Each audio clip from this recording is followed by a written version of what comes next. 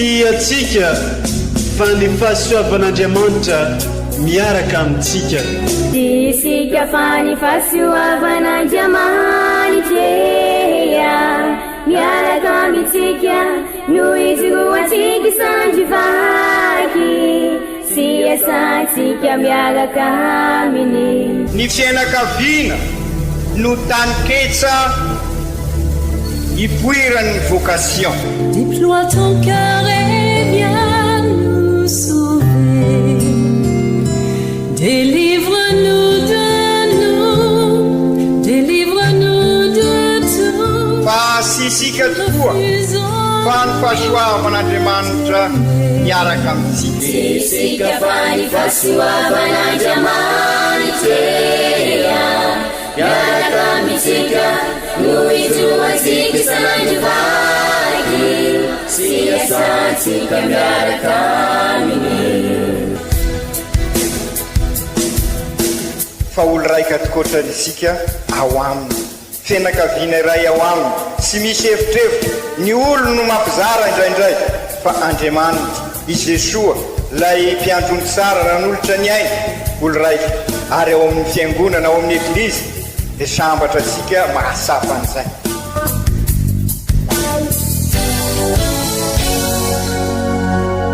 Olo araiky atsika atambatry ny fanahy masina kamiray, olo araiky ao amin'ny Kristy. Fandaram-pampianarana iarahana amin'ny son excellence Monseigneur Benjamin Marc Caramarson eto amin'ny radio Fania.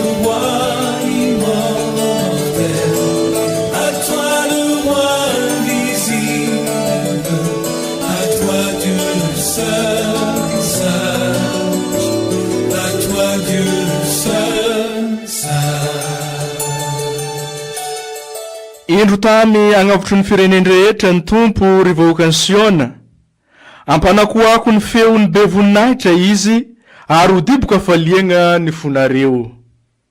Faly miarapatsika jiaby mpankafisy mpanaraka tsy tapaka an'ity onjapeo mamitsika indrindra ty dia ny radio Fagniry miainga avy aty amin'ny centre social polyvalent lycéen Botovasoa amin'izao fotoagna zao ty. Arabegny atsika natratra izao alahady faharoe amin'ny fagnomanana ny fiavian'ny tompo izao ty. Ny eglizy magnametsika loahevitry hodinigny amin'ity herinandro faharoe ty dia ny hoe matokia mifalia fa mpamonjy Andriamanitra. Mpamonjy tokoa no ho avy ke mila fiavozana, mila fagnomanana ary agnatin'ny fagnantenana sy fifaliana lehibe no iandrasantsika ny fahatongavan'Andriamanitra andeha amondratsika amin'ny karazam-pahotana maro samihafa misy amin'ny fiainagnantsika. Ndao ary ho tandrignesantsika ireo tenin'Andriamanitra telo arosin'ny eglizy ho antsika amin'ity alahady ty, arahiny fampianarana sy toritenin'ny évêque izany. Kasegna ampitiavagna atsika iara iombom-po iaraka ivavaka.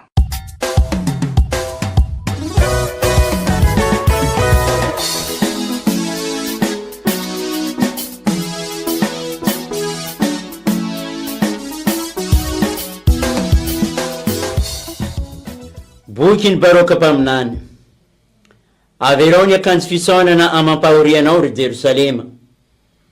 Fa ny fanamiam-boninahitra avy amin'Andriamanitra tonga ho anao mandrakizay no iakanjo hoe mihodidina ny kapotim-pahamarinana avy amin'Andriamanitra. Ataovy ao andohanao ny hamamy ny voninahitra ilay mandrakizay. Fa Andriamanitra haneho ny famirapiran-taonao amin'ny tany rehetra ambanin'ny lanitra. Hotonon'Andriamanitra ao mandrakizay ny anaranao. Fiadaram-pahamarinana famiratam-pitiavam-bavaka. Mitsangana ry Jerosalema, mijoroa eo amin'ny avona, mitazana miatsinanana, ka jereo irery zanakao tafavory noho ny tenin'ilay masina, hatrany andrefana ka hatrany atsinanana. Miravoravo noho ny nahatsiarovan'Andriamanitra azy ireo. Mandeha tongotra no nandozany anao, no baboin'ny fahavalo, fa entiny amim-boninahitra no amerenan'Andriamanitra azy aminao, hoatry ny seza fiandrianan'ny mpanjaka. Satria nasain'Andriamanitra nihitra avokoa rehefa mety ho tendrombohitra avo amambato lampy fahagola ary hitototra rehefa mety ho loasaha. hamary tampony ny tany mba handehanany Israely tsy voasembatsembana ho an'ny voninahitr'Andriamanitra. Ny ala-mankazo mamofona manitra aza nanome ny alokony ho an'ny Israely avokoa noho ny didin'Andriamanitra. Fa hoentin'Andriamanitra mikafaliana Israely amin'ny fahazavany voninainy, anehoany famindrampony ary fahamarinana avy aminy any. Izany ary ny tenin'ny Tompo. Isaorana ny Andriamanitra.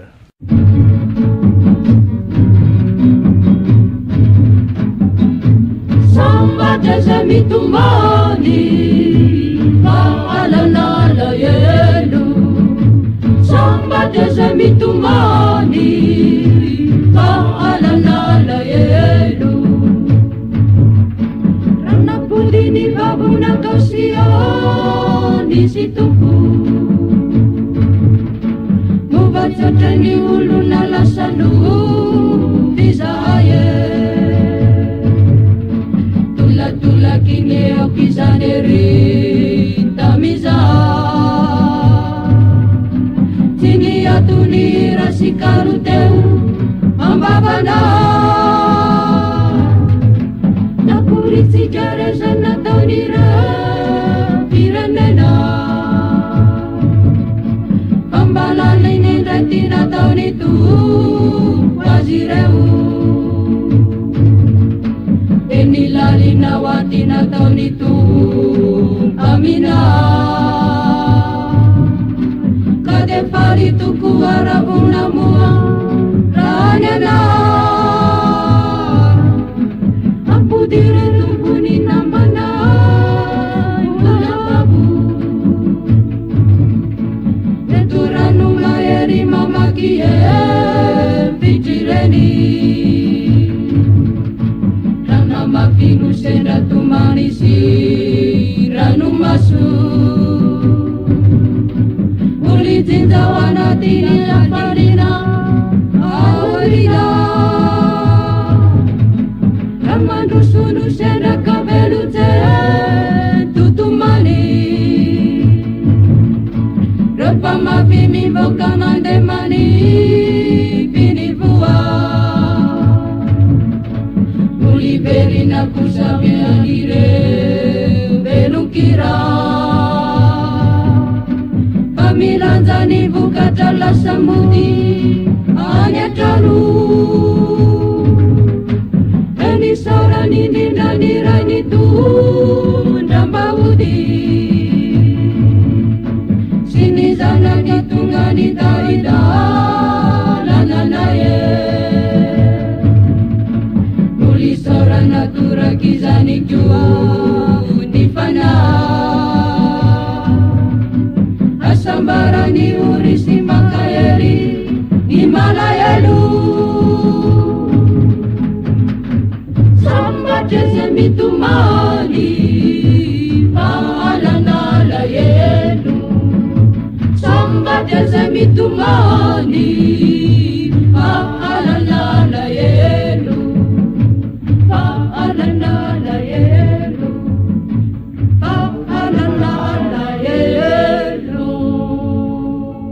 Vakteny masina faharoa taratasiny masindapoly apôstôly ho an'ny kristianina tany Filipy. Ry kristianina avana, mivavaka ankafaliana isaky ny mivavaka ho anareo rehetra aho noho ny firaisanareo hampandroso ny evanjely hatramin'ny andro voalohany ka mandraka ankehitriny sady matoky aho fa izay nanomboka izany asa soa indrindra izany tao aminareo dia hanatanteraka izany mihitsy hatramin'ny androny Jesosy Kristy. Fa Andriamanitra no vavolombelona fa manana anareo rehetra ao ampony Kristy Jesosy indrindra aho ary izao no angataiko aminy dia ny tombo bebe kokoa atranatrany amin'ny fahaizana amampalalana rehetra ny fitiavanareo mba hamantaranareo izay tsaratsara kokoa dia ho madio sy tsy manantsiny mandra-piavy ny andron'ny Kristy ianareo ary ho feno ny vokatry ny fahamarinana ary ho feno ny vokatry ny fahamarinana avy amin'ny Jesosy Kristy ho voninahitra sy fiderana an'Andriamanitra. Izany ary ny tenin'ny Tompo, isaorana ny Andriamanitra. Alleluia,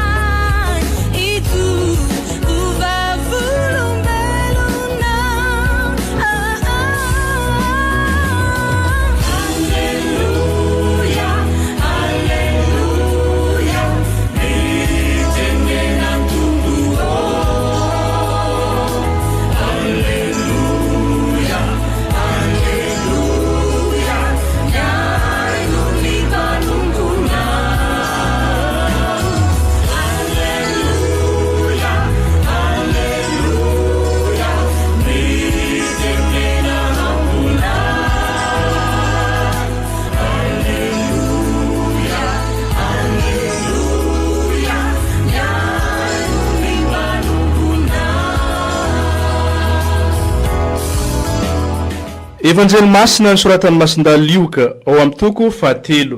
Tamin'ny taogno 570 nanjakan'ny Tibera Sezara fony Ponce Pilate no gouvernoura tany Jodea, Herode no tetrarika tany Galile, i Philippe Ralahy no tetrarika tany Ettore sy Traconitida, i Lisania no tetrarika tany Abilena, ary Anasy Kaifa no lehibe ny mpisorona, dia tonga tamin'ny Joany zanaky Zakaria tagny agnefitry ny tenin'Andriamanitra. Dia nankana amin'ny tany rehetra amoron Jordanina izy, nitory batemy-pibebahagna ho famelan-keloka. Araky ny voasoratra ao amin'ny boky ny tenin'izay mpaminagny hoe: reny feon'ilay miantso avy agny agnefitry hoe, amboaro ny lalan'ny tompo, aitsio ny alehany, ny loasa rehetra ho totofagna, ny tendrombohitra sy ny avoagna rehetra ahetry, ny melomeloka aitsy, ary ny lalina mikotoantoagna ho amarinina, dia ahita ny famonjen'Andriamanitra ny nofo rehetra.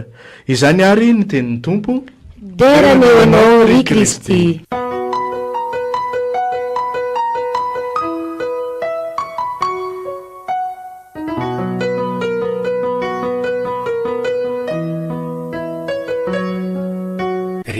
Kristianina havana mitohy tokoa ny diatsika amin'izao fiomanantsika amin'ny fiavian'ny tompo amin'ny fankalazana Noely.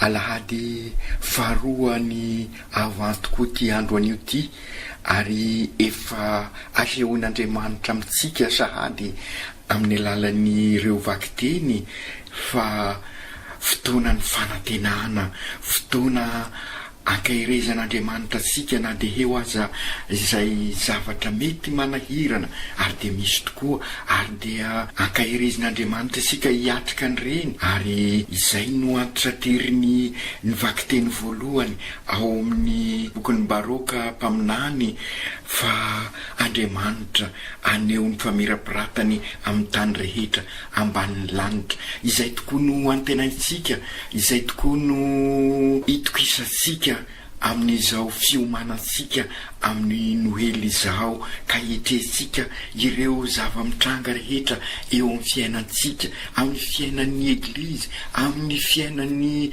fiarahamonina, amin'ny fiainan'ny fianakaviana. Ansoinan'Andriamanitra tokoa isika, fa indrindra isika eto amin'ny diocese araky ny fiekevitra noraisika tamin'ny filankevitra pastoraly ho taranaka mpanorona tontolo iainana zay fantatra sika fa miapotika tokoa vokatry ny etraketraka sika olombelona ihany anefa izay karaha izay ihany koa ny tontolo mpiainansika fantatra sika reny zava-mitranga maro isan-karazany eo amin'ny fiainansika ireny, vokatry ny fitiavatena sika ireny matetika, vokatry ny avonavona, vokatry ny fialonana ireny no manapotika ny fiainansika.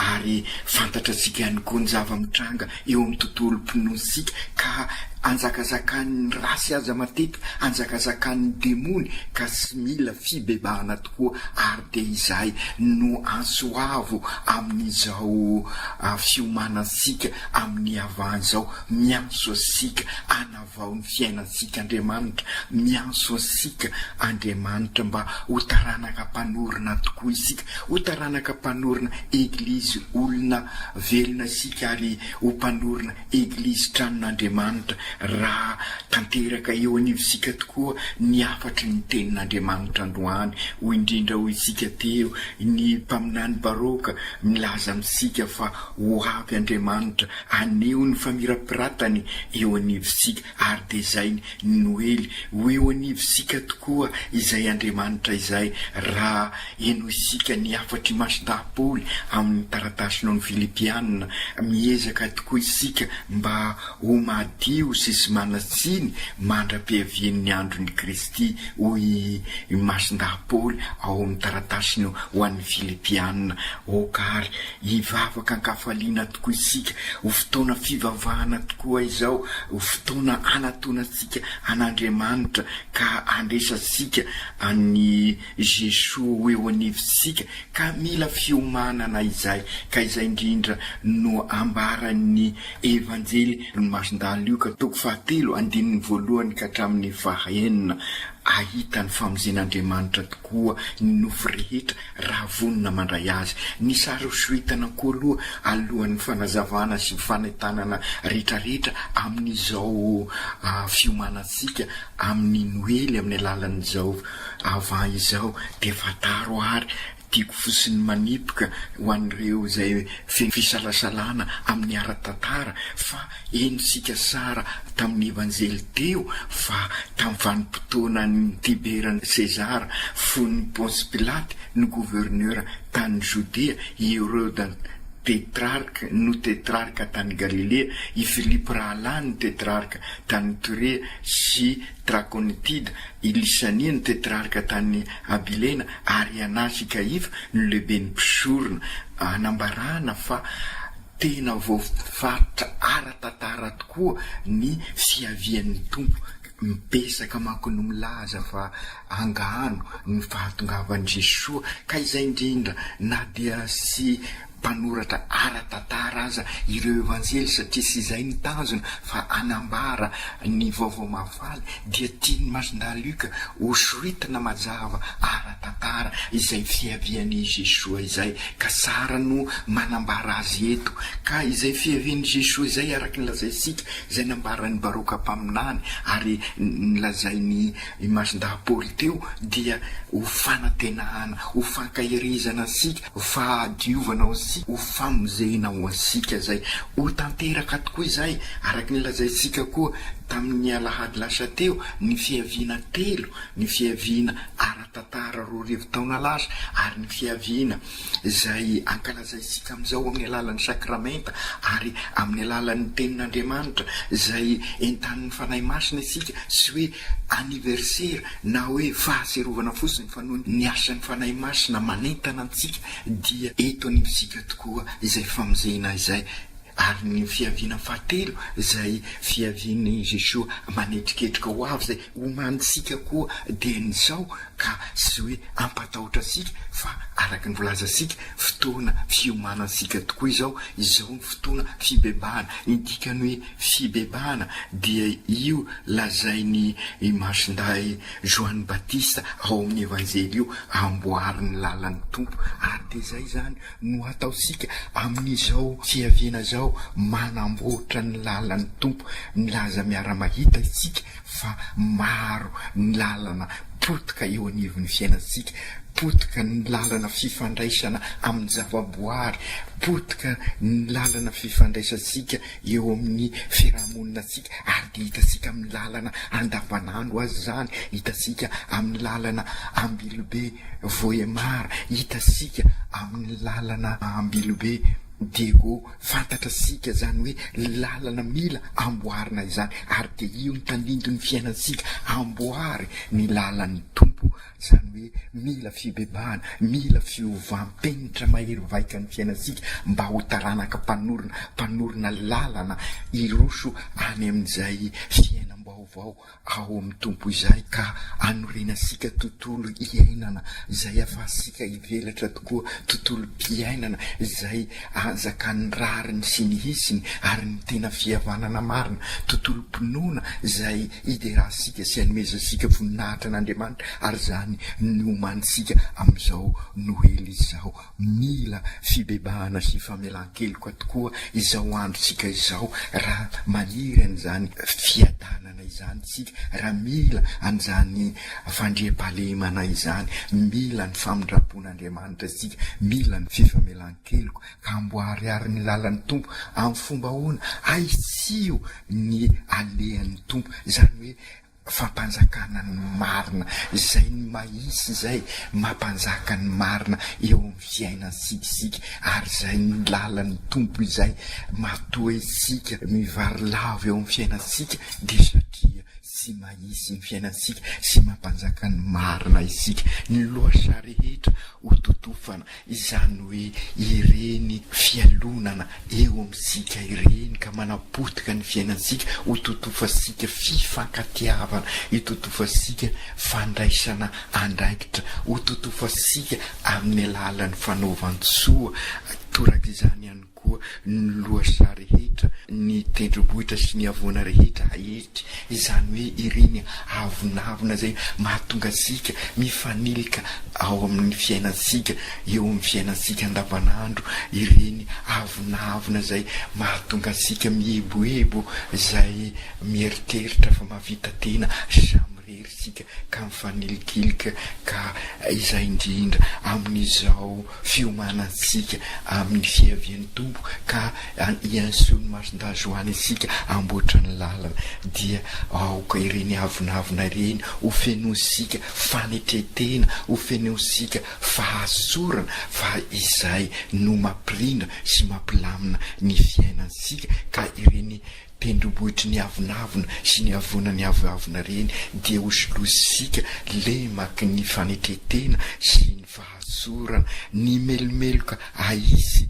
ary ny lalana mikotontona o amarinina, dia ampanjakasika ny rariny sy ny hisiny, ka irindra ny fiarahamonina sika amin'izay, irindra ny fiainam-pianakaviana, ary irindra ihany koa ny fiainasika andavanandro. Izao tokoa ary ny fotoana tsara ry kristianina havana, fotoana tsara anamboara sika tokoa ny lalan'ny tompo, ka mamboatra ny lalan'ny tompo sika dia ho taranaka mpanorona tokoa, mpanorona eglizy tranon'Andriamanitra ary mpanorona eglizy olona velona isika, ary dia isika zao tokoa ny Kristy mpiarabelona amin'olona.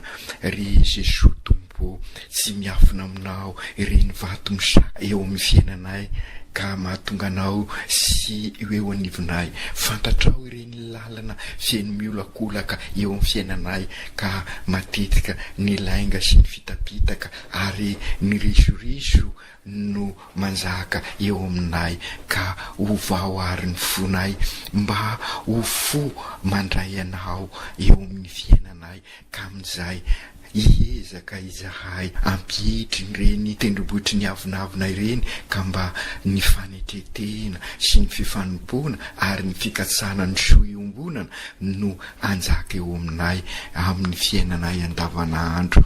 Ary amin'izay ihany koa dia sakano ry Jesoa tompo ireo zay mahatonga anay olovarilavo amin'ny fiainana tsy misy anao, manilikilika ny hafa, ka ampio izahay amin'izao fiomanana amin'ny fahatongavanao eo amin'ny fiainanay izao.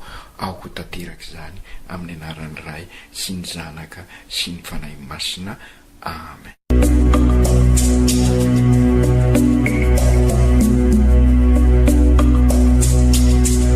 Tsy atsika fa ny fahasoavan'Andriamanitra miaraka amintsika. Isika fa ny fahasoavan'Andriamanitra miaraka amintsika, no izy roantsika sandrivaky, sy asantsika miaraka aminy. Ny fianakaviana no taniketsa ipoiran'ny vocation. Déploie ton cœur et viens nous sauver. Délivre-nous de nous, délivre-nous de tout. Fa sisika tokoa fa ny fahasoavan'Andriamanitra miaraka amintsika. Sisika fa ny fahasoavan'Andriamanitra miaraka amintsika, no izy roantsika sandrivaky, sy asantsika miaraka aminy. Fa olo raika atokotran'isika ao aminy, fianakaviana iray ao aminy, tsy misy hevitrevitra, ny olo no mampizara indraindray, fa Andriamanitra i Jesoa lay mpiandrony tsara ranolotra ny aina, olo raika, ary ao amin'ny fiangonana ao amin'ny eglizy dia sambatra atsika mahasafan'izay.